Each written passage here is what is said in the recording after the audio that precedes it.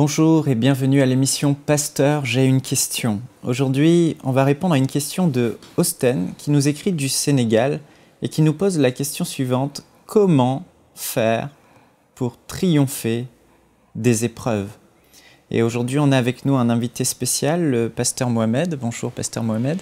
Bonjour, Michael. Merci d'être avec nous sur les plateaux de MCI TV. C'est toujours un plaisir et un privilège de t'avoir avec nous. Et c'est pour moi aussi un plaisir d'être là. Je pense que la plupart des personnes te connaissent. Tu es pasteur principal et fondateur des églises Vase d'Honneur. Oui, pasteur principal. Ouais. Donc aujourd'hui, il y a plusieurs églises en Côte d'Ivoire. Oui, dans d'autres pays aussi. Aussi à Montréal. On a commencé à ouvrir à Montréal. On a commencé à ouvrir dans les nations. Ah, c'est super. Et ce que j'aime avec ton ministère, c'est que tu es avant tout pasteur, mais que tu as vraiment un cœur pour les perdus. Et vous avez un ministère Message de Vie qui s'occupe de l'évangélisation. Oui, Message de Vie a même précédé l'église Vase d'Honneur. Voilà. J'ai d'abord commencé dans l'évangélisation. C'est ça. Voilà. Vers les non-atteints. Et ça, tous les gens ne le savent pas, mais ouais. En Côte d'Ivoire, vous faites un travail formidable. Vous allez dans les villages, même des villes musulmanes, et vous prêchez la bonne nouvelle. Et Dieu confirme sa parole par des miracles. En tout cas, c'est vraiment super. On va même aussi à l'extérieur. On a fait des campagnes en dehors de la Côte d'Ivoire. Centrafrique. En Centrafrique, par exemple. Voilà, Centrafrique. C'était une des plus grandes de nos campagnes à l'extérieur. Gloire à Dieu. Alors, pasteur Mohamed, on va répondre donc à cette question de Osten aujourd'hui, qui est une question importante. On est sur la terre et on est tous confrontés à traverser des difficultés, des épreuves dans la vie. Il y a différents types d'épreuves. Et la première question que j'aurais, c'est, avant de rentrer dans le fait de qu'est-ce qu'il faut faire pour triompher les épreuves, est-ce que c'est important d'aborder les épreuves selon leur type, comme il y a différents types d'épreuves, ou est-ce qu'on doit les aborder de la même façon, peu importe leur type? Non, chaque épreuve s'aborde de façon différente. C'est d'abord très bien d'aborder déjà la question sous cet angle. Comment triompher des épreuves, la question de Osten. Il faut d'abord savoir qu'effectivement, il y a diverses épreuves. Jacques 1,2 dit « Mes frères, regardez comme un sujet de joie complète les diverses épreuves, donc au pluriel, les diverses épreuves auxquelles vous êtes exposés. 1 Pierre 1,6 dit, c'est là ce qui fait votre joie, quoique maintenant, puisqu'il le faut, vous soyez attristés pour un peu de temps par diverses épreuves. Donc la Bible dit clairement qu'il y a différents types, il y a différentes catégories d'épreuves. Et chacune des épreuves, effectivement, s'aborde et se traite d'une façon spécifique. Donc celui qui veut triompher des épreuves, vaincre les épreuves, doit savoir plus ou moins les identifier et avoir la bonne attitude face à chacune de ces épreuves. Et quels sont les différents types d'épreuves qu'on peut rencontrer? La question m'intéresse particulièrement parce que ça fait l'objet de plusieurs séries d'enseignements que j'ai donnés, que je donne jusqu'à présent. En étudiant l'histoire d'Israël, je me suis rendu compte surtout à partir du texte de Nombre, chapitre 14, verset 22, qui dit « Tous ceux qui ont vu ma gloire et les prodiges que j'ai fait en Égypte et dans le désert, qui m'ont tenté déjà 10 fois et qui n'ont point écouté ma voix. » Donc, le Seigneur parle de 10 fois, 10 tentations. Ce texte-là m'avait interpellé, je crois que c'était un message du pasteur Joss Meyer, je crois, qui m'avait interpellé sur ce mot. Et ça m'a mené à faire des études, à rechercher dans la Bible, dans l'histoire de la traversée d'Israël, le nombre de fois où il y a eu une forme de clash dû à une souffrance qu'Israël a traversée entre eux et Dieu. Et j'en ai trouvé 10. Et en étudiant cela, je me suis rendu compte qu'en réalité, les croyants, les chrétiens, même les hommes, sont confrontés dans leur vie à environ 10 catégories d'épreuves. 10 catégories d'épreuves. Donc les épreuves peuvent être catégorisées en 10 groupes, il faut les connaître. Et je peux ajouter une 11e catégorie qui n'est pas vraiment une épreuve, mais qui est plutôt une conséquence de nos mauvais choix, de nos mauvaises décisions. Donc, des péchés qu'on commet, des erreurs qu'on fait, des mauvaises décisions qu'on prend, peuvent entraîner certaines difficultés dans notre vie. D'accord, donc tu fais une différence entre les épreuves par lesquelles Dieu veut qu'on passe et les épreuves dans lesquelles on se met nous-mêmes à cause de nos mauvais choix et des péchés que certains peuvent commettre. Exactement.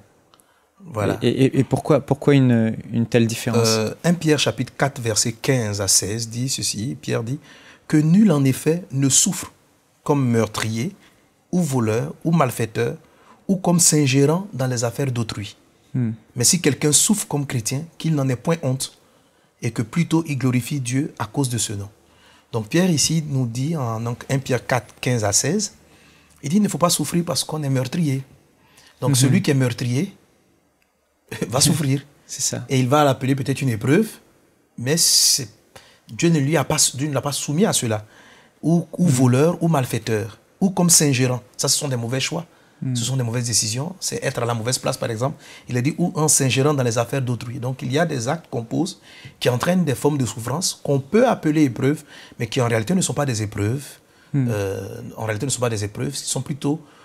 Quelque part, ce sont des épreuves, mais ce sont des conséquences, les conséquences de nos choix, de nos décisions ou des actions qu'on a posées. Donc, ce genre de situation est généralement facilement résolvable. Il faut se repentir. La Bible dit que si nous confessons nos péchés, Christ il est fidèle et juste pour nous les pardonner. Et une fois que Dieu nous les pardonne, cette épreuve-là s'arrête.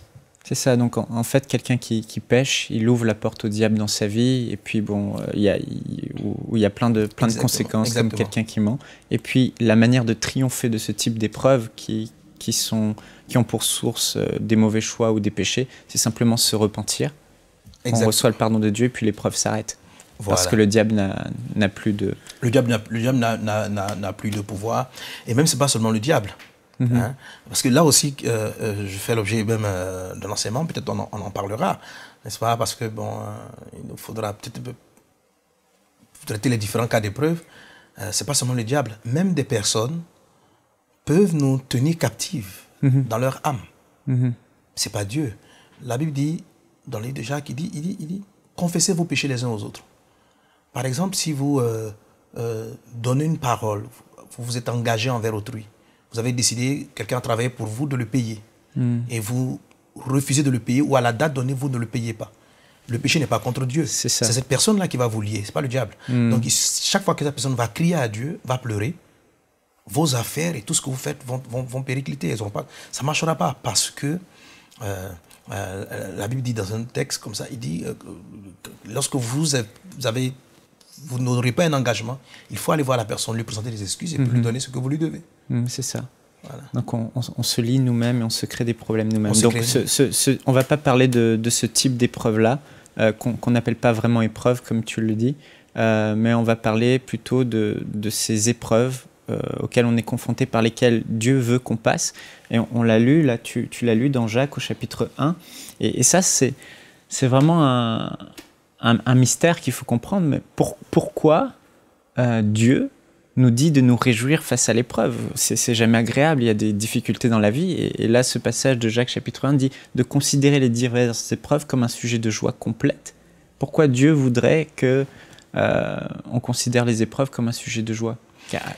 Parce que les épreuves de Dieu, que la Bible, sous la forme de métaphore, présente comme étant le désert, les épreuves, ces épreuves-là, sont extraordinaires dans leur richesse, dans le bonheur qu'elles apportent à la vie d'une personne. Les déserts ou les épreuves, qui ne sont pas celles causées par le péché, sont des réservoirs de nouvelles capacités, de nouvelles compétences, de nouvelles grâces, de savoir-faire nouveau. Et c'est vraiment extraordinaire. Donc, il faut lorsqu'on comprend les trésors qu'on trouve dans l'épreuve, c'est extraordinaire. Donc tu considères ces épreuves comme des défis, finalement? Des sortes de défis à relever? Oui, des défis et des formations. Des formations. Voilà. Il faut voir cela comme quelqu'un qui doit valider un examen pour pouvoir exercer une profession. Voilà. Il ne faut pas voir cela comme étant un drame de société, mais ce sont des épreuves. On va dire quelqu'un passe en train de faire son épreuve d'examen. C'est une épreuve, on va le dire, voilà. Il faut percevoir aussi les épreuves de Dieu comme étant le test d'approbation un genre de test, une forme de test d'approbation. Vous savez, pour pouvoir utiliser un véhicule, on va faire des crash tests, on va le tester. Pour pouvoir dire que une montre peut aller jusqu'à 3 mètres de profondeur, il faut le tester. Donc, pour que Dieu vous présente au monde, dans votre destin, il faut qu'on voit votre capacité de résistance et que vous établissiez vous-même vos limites, que vous compreniez certaines choses. Donc, les épreuves permettent non seulement de vous équiper, mais de créer vos garde-fous, vous protéger, connaître mieux vous-même votre mode de fonctionnement. Voilà, donc lorsque vous avez une montre, lorsque vous avez un objet, il va écrire là-dessus, ben, il ne va pas sous l'eau. Voilà, il peut faire ceci, cela, mais ne le met pas sous l'eau. Si tu veux le mettre sous l'eau, voilà ce qu'il te faut. Donc, réussir les épreuves dans la vie permet de savoir mieux qui vous êtes et mieux ce que Dieu vous a donné comme aptitude, capacité. D'accord. Et donc toi, là aujourd'hui, là où peut-être au début de ta vie chrétienne, tu voyais une épreuve, une difficulté qu'il fallait traverser, et aujourd'hui on voit beaucoup de chrétiens face aux difficultés qu'ils ont, ont tendance à pleurer, à gémir, et au contraire de ne pas se réjouir à la vue de l'épreuve. Aujourd'hui, toi, tu peux dire que quand tu vois une épreuve, tu te réjouis, tu te dis, waouh, je vais ressortir meilleur de cette épreuve, je vais avoir quelque chose de plus. Comme Pierre même le dit, il dit du premier abord, il dit ce qui paraît être triste. Donc, c'est vrai que lorsque l'épreuve arrive, on a constamment le sentiment de la tristesse au départ. Mais lorsqu'on est habitué, la Bible dit, de même que Christ a souffert, vous aussi armez-vous de la pensée de souffrir. De même que Christ a souffert, vous aussi armez-vous de la pensée de souffrir. Donc, ça devient une arme. Une fois que quelqu'un a mis ça dans son programme, ça devient beaucoup plus aisé. Un peu comme quelqu'un qui doit passer un examen pour valider, pour qu'il soit médecin. Il ne va pas voir ça comme étant un drame. Mais c'est vrai que c'est des heures d'études, c'est du temps de travail, c'est tout ça. Il va se mettre là, réfléchir. Voilà, donc... Mais il pense à la finalité, il sait qu'il va réussir. Il voit la finalité. La Bible dit encore dans le livre d'Hébreux, Christ, ayant vu la joie qui lui était réservée, Amen. Voilà, a méprisé, a surmonté donc l'ignominie, la honte, parce qu'il voyait quelque chose. Pour réussir ces 10 catégories d'épreuves, ou toutes sortes d'épreuves, il faut avoir en vue le résultat. Un jour, je parlais avec un homme qui m'a dit ceci, pasteur, il faut savoir que les déserts ne sont pas déserts.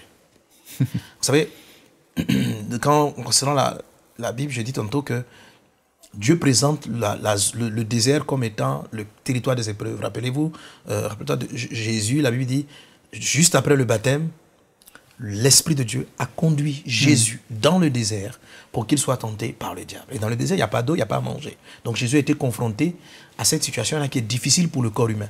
Mais c'est l'Esprit qui l'y a conduit. Lorsque Jésus sort du désert, Jésus est équipé pour la mission. C'est là que la Bible dit Jésus maintenant revêtu du Saint-Esprit. Luc 4, 14, revêtu de la puissance du Saint-Esprit, sa renommée se répandit. Et dit l'Esprit du Seigneur m'a oint. Donc, le désert a été l'élément, il avait reçu l'appel, on sait qu'il est Christ, il est le Fils de Dieu, au baptême, Dieu a attesté, voilà, c'est mon Fils bien-aimé, ok. Mais maintenant, il faut qu'on le rende apte pour son destin. Et Jésus a accepté d'aller là-bas. Voilà, donc, parce qu'il avait en vue le salut des âmes. Il savait qu'il allait, par l'épreuve, devenir meilleur.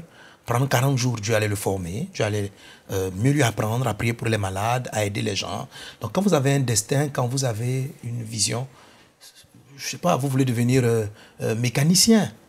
C'est normal que vous partiez faire des cours de mécanique. Voilà, et là, vous ne vivez pas dans le luxe. En fait, les épreuves, c'est juste ça, c'est juste une école. Ce n'est pas un problème. Maintenant, celui qui voit ce que le diplôme va lui procurer comme bonheur, plaisir, il passe avec un autre état d'esprit sa classe.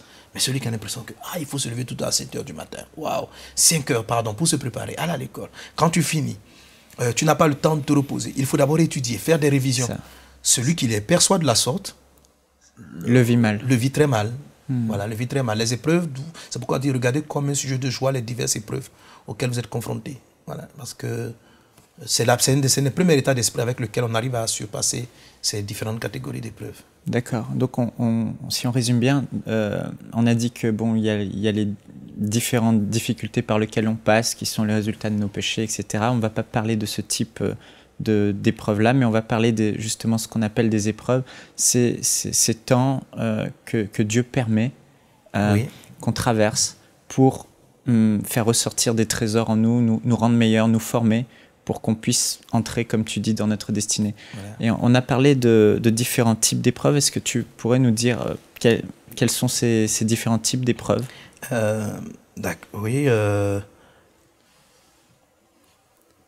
Comme je l'ai dit tantôt, pour bien répondre à sa question, et moi-même, pour mes études personnelles, j'ai eu à parcourir l'histoire d'Israël dans le désert, qui est l'illustration de la vie. Dans le livre de 1 Corinthiens chapitre 10, le Seigneur dit que ce qu'Israël a vécu est un modèle pour nous, pour que nous puissions apprendre, pour que nous puissions nous former.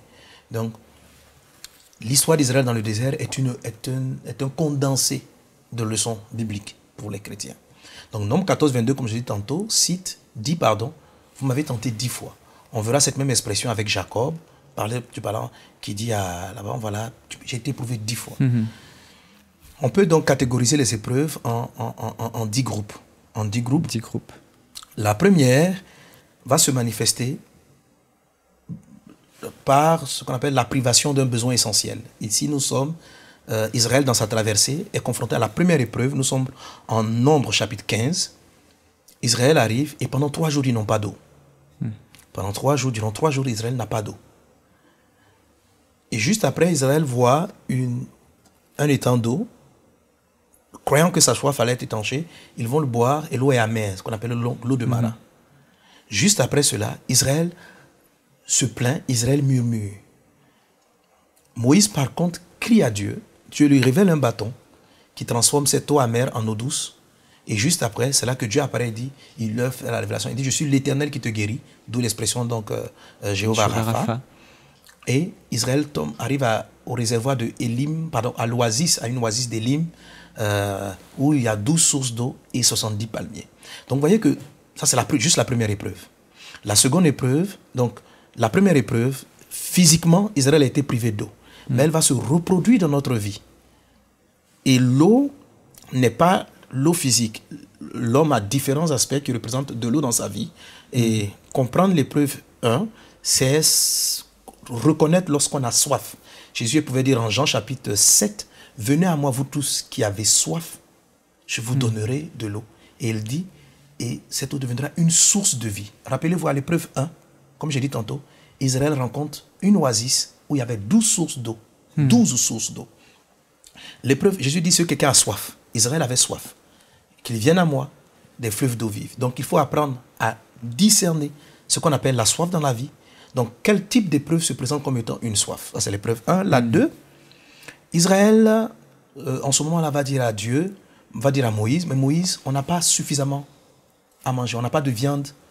Donc Israël se nourrissait, Israël avait de l'eau à l'épreuve 2, mais la nourriture n'était pas équilibrée, elle n'était pas suffisante pour leur donner la vigueur, la force nécessaire.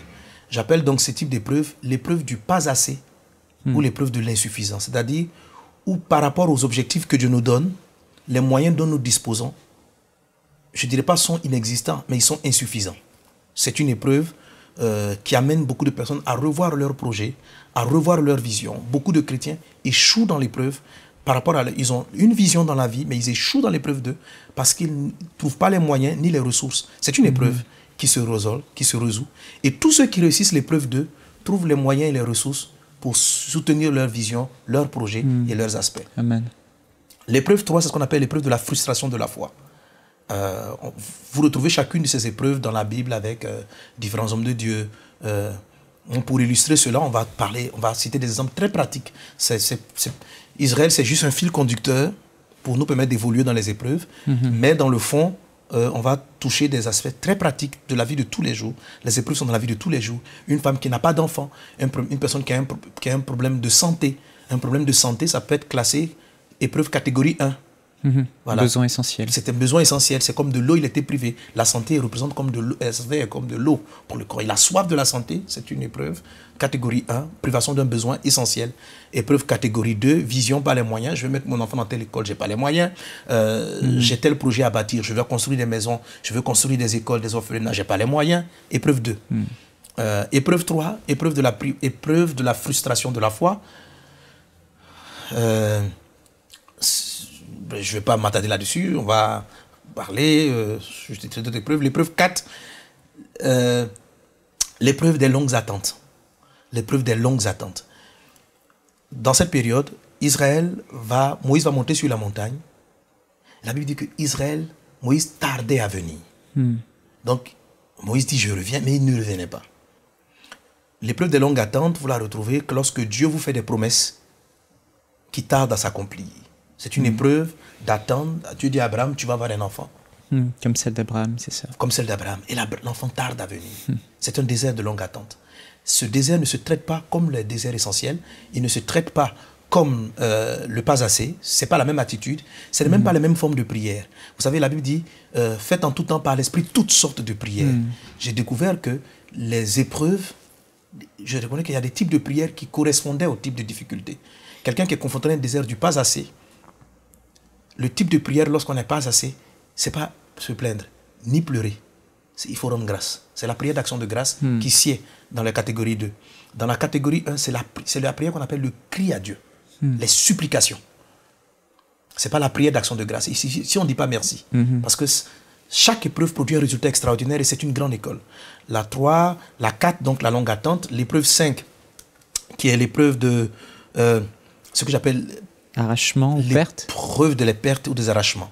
Voilà, l'épreuve des pertes. Donc, une chose à laquelle on s'est attaché, qui peut être physique, émotionnelle, spirituelle, virtuelle, je ne sais pas quoi, qui peut même être des valeurs. Qui peuvent même être des valeurs. Voilà, une chose à laquelle on a fini par s'y attacher, quelque chose qu'on possède, qui nous est retiré. Ça fait une douleur. On a une douleur de perte. Donc, Job perd sa famille, ses enfants. Il perd la santé. Il avait la santé, il perd la santé. On va dire que ça ressemble à un désert 1. Ce n'est pas la même chose. Il y a une petite différence avec la perte. Mais Abraham, lorsque Dieu dit à Abraham, la Bible dit Dieu mit Abraham à l'épreuve en lui disant, donne-moi ton fils, ton unique. C'est différent de l'épreuve lorsque Dieu dit, je te donne un enfant et l'enfant tarde à venir. Ça, c'est une épreuve de longue attente. Mais quand Dieu lui dit, tu as un enfant, le fils que tu aimes, donne-le-moi, Dieu est comme en train de vouloir arracher. Et beaucoup de gens subissent des pertes. Ça peut être des pertes d'être proches, d'amis, même de valeurs. De valeurs, voilà. C'est une épreuve très intéressante qui nous révèle de grands trésors. On a l'épreuve 6, qui est l'épreuve du surplace. Voilà, c'est une épreuve qui nous donne de la monotonie. C'est une épreuve dans laquelle on n'avance pas. La vie semble bloquée. Joseph est en prison pendant 2 ans. C'est ça. Rien ne se passe.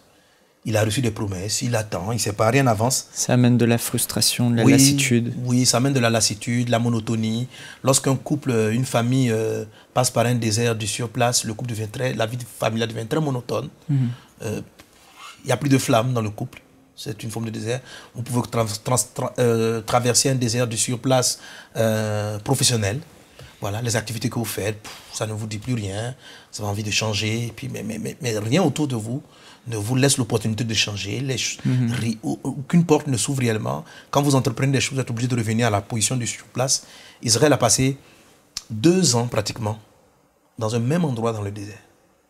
Dans un même endroit. À l'épreuve 6, Israël était 2 années durant.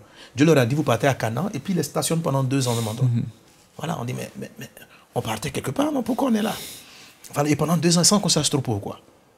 Mais c'est une épreuve extraordinaire, parce que c'est juste après ça que la nuée est venue sur le peuple d'Israël. La nuée. L'épreuve du surplace, c'est une épreuve glorieuse, parce qu'elle va annoncer ce que j'appelle le revêtement, ou la nuée, la grâce de Dieu sur votre vie. Le manteau de Dieu sur votre vie. Tout le monde a besoin d'un revêtement. Vous voyez, vous pouvez être formé comme policier. Mais si vous n'avez pas la tenue du policier, vous ne pourrez pas faire respecter la circulation. Mais vous êtes policier, vous êtes fils de Dieu, vous êtes enfant de Dieu.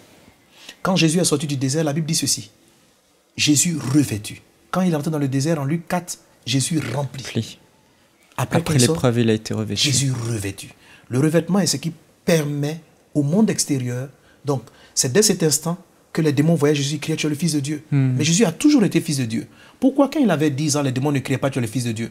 Pourquoi quand il avait 20 ans, les démons ne criaient pas, tu es le Fils de Dieu? Mais il était Fils de Dieu. Mais c'est après qu'il a été revêtu, quand les démons le voyaient, tu es le Fils de Dieu. Parce que spirituellement, ils voyaient quelque chose sur lui. Tous les hommes sont censés porter quelque chose sur eux. Tous les chrétiens. Sans cela, vous avez des difficultés pour fonctionner. Imaginez un policier qui est policier et qui s'arrête dans le milieu de route, qui dit, toi, voiture, arrête-toi. Personne ne va l'écouter. Ça ne remet pas en cause son identité, mais il sera moins puissant.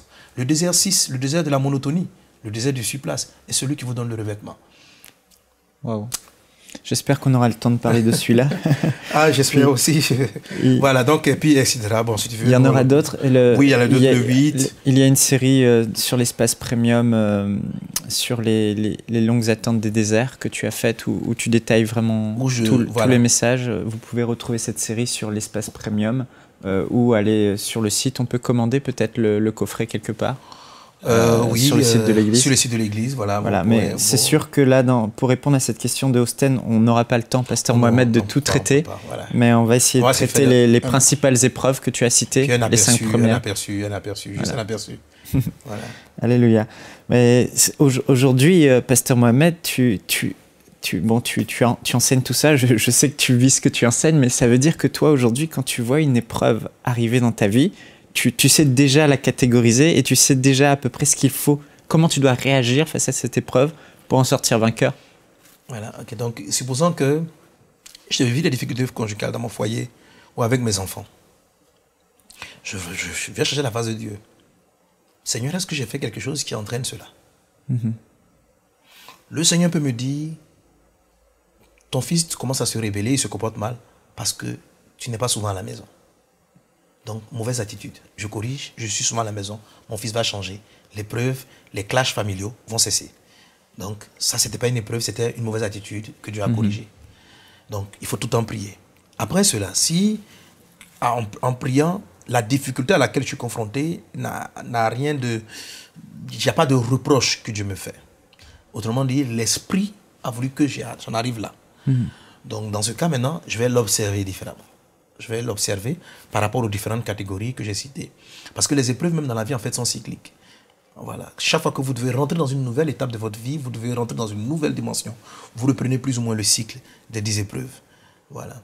Vous reprenez le cycle, mais à un autre niveau, à un niveau supérieur. Voilà. Et généralement, quand vous comprenez, bon, c'est plus facile. Donc, observe. Lorsque j'ai un projet, j'ai une vision, mais je prie pour avoir les moyens, et les moyens n'arrivent pas. Je sais généralement que je suis dans un désert du pas assez. Voilà, c'est une épreuve du pas assez pour l'église. On a des projets de construction, on veut déménager, mais les ressources ne permettent pas le déménagement. Et ça commence à créer une frustration dans l'église. On voit qu'on est saturé, tout ça. Mais qu'est-ce qu'il faut faire? Et donc, j'applique les clés du désert 2. Et ça marche tout le temps. Amen. Voilà. On a hâte d'entendre tout ça. Donc, pour résumer cette introduction, pour répondre à la question de Osten, on a vu que il y a les difficultés dans lesquelles on se met nous-mêmes par la mauvaise attitude, par le péché, par les mauvaises décisions, comme le pasteur Mohamed l'a dit. On ne va pas parler de ce type d'épreuves-là, mais on va parler des épreuves par lesquelles Dieu veut qu'on passe. Et on l'a vu au travers de l'histoire du peuple d'Israël, que Dieu a voulu faire passer le peuple d'Israël par des épreuves, par le creuset, pour faire ressortir de lui le meilleur, comme il l'a fait aussi dans le ministère de Jésus, comme le pasteur Mohamed l'a dit. Et c'est important pour nous de discerner que oui, Dieu veut qu'on passe par cette école, par ces épreuves. Il n'en est pas la source des difficultés. Ça peut être le diable, ça peut être les épreuves de la vie, parce que les épreuves sont là tant qu'on est sur terre. Mais Dieu, c'est comme s'il retenait certaines choses. Il retenait sa main parce qu'il voulait qu'on grandisse, on apprenne quelque chose et qu'on ressorte meilleur de cette épreuve. Et on va voir, je vous donne rendez-vous demain avec le pasteur Mohamed pour parler de cette première épreuve dont il a parlé, qui est la privation des besoins essentiels. Pour vous, ça peut être peut-être la santé, le mariage, la nourriture, mais on va voir les clés avec le pasteur Mohamed que nous donne la parole de Dieu à travers l'histoire du peuple d'Israël pour savoir comment triompher sur ces épreuves difficiles qui touchent à nos besoins essentiels. Alors, on vous donne rendez-vous demain à Pasteur, j'ai une question. À bientôt. Nous espérons que cette émission vous a béni. Si vous aussi vous avez une question biblique sans réponse, envoyez-la nous par email à pasteurj'ainunequestion@enseigne-moi.com.